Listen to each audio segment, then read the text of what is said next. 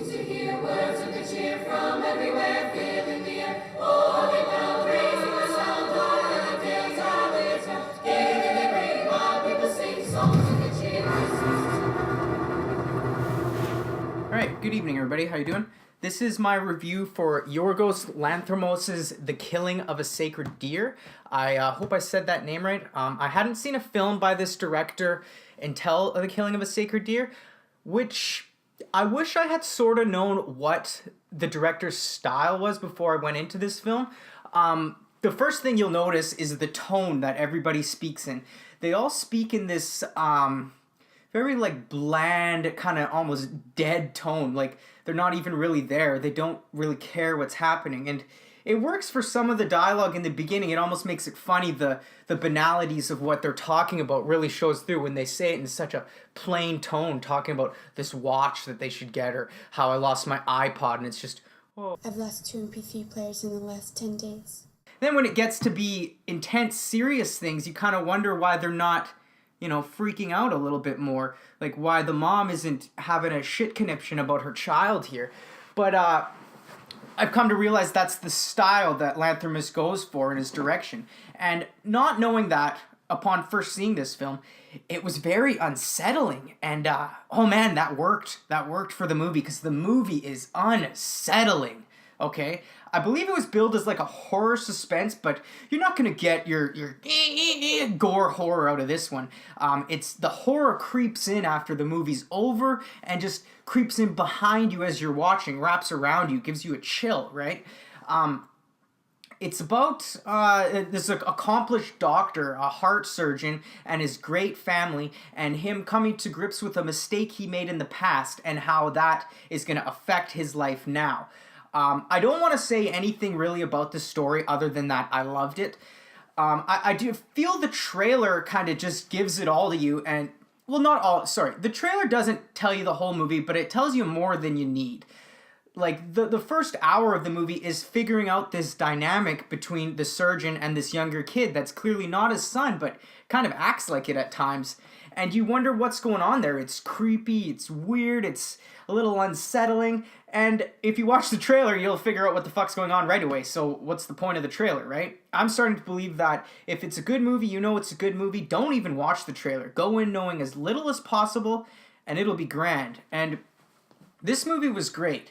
It has a very real tone, well, okay, not tone, but it's a surgeon hospital movie that's dealt with enough, hard medical science to make it seem real, and then it gets to be a mystery, and you think that, now that threw me off at first because I know this might not be making a lot of sense because I don't want to say anything about what the movie's about. It's good. It's about balance, okay? It's about equal exchange. It's about this hand does bad, then this hand must do good. And there's only an equal amount of bad and good in the movie. Although it doesn't exactly say that, I do believe that is what the film is about.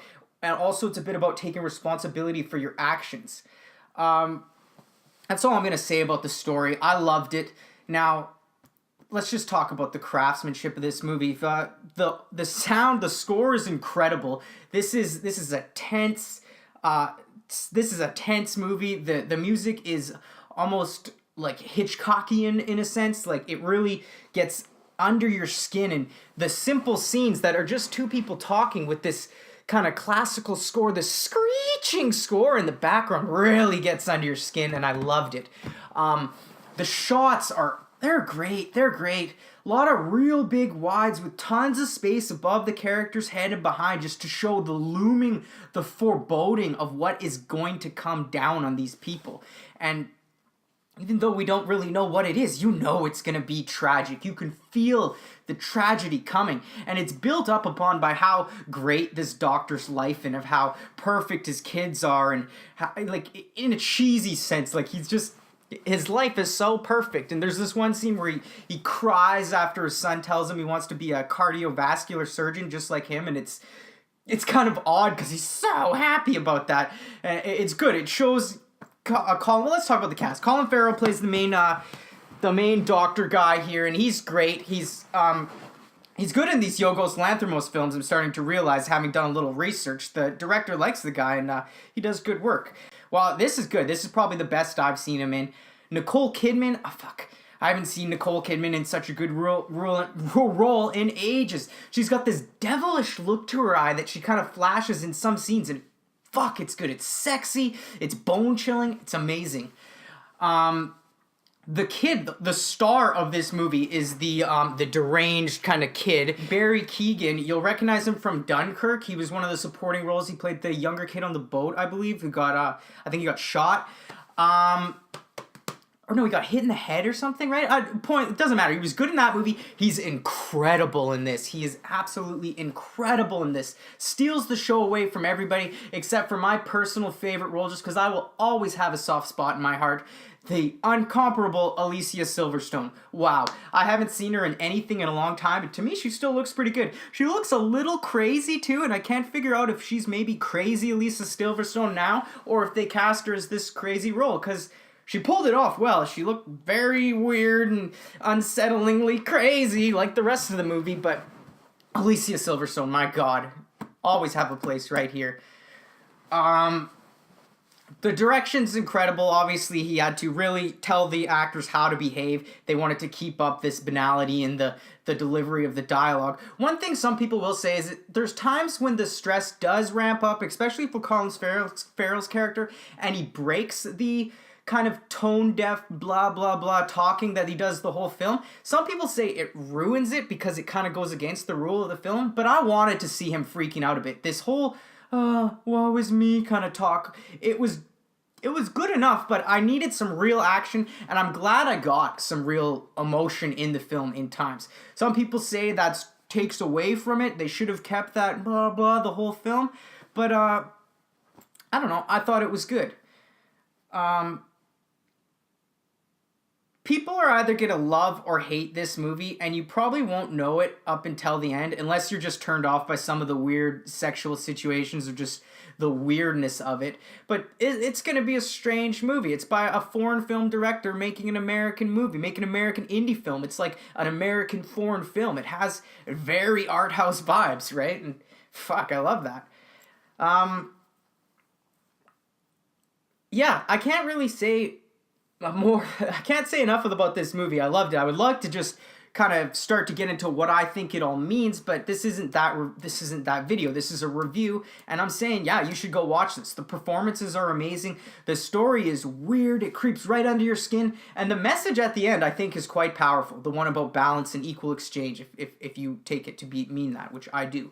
And I'm just so glad I watched this movie, honestly. I wanted to go see it in theaters with a friend, and I'm glad I didn't, because this is not a friend's movie. This is a movie for you, your filmmaker buddies, and everybody that loves art house. This is a true indie film. Big-ass budget. Indie as fuck. Yeah, I love this movie. I want to say 5 stars almost, but I can't because certain things I feel weren't really developed in ways I wanted them to go, but after the film ends, you realize the movie continues on in your head a long way. There's so much you can invent to fill in the holes, and are they wrong? No, if that's like, if I see the movie this way and you saw the movie that way, and we both came to different, ideas of why this all happened, and there isn't a definitive answer, well, both our answers are right? Right. So, fuck. I don't know.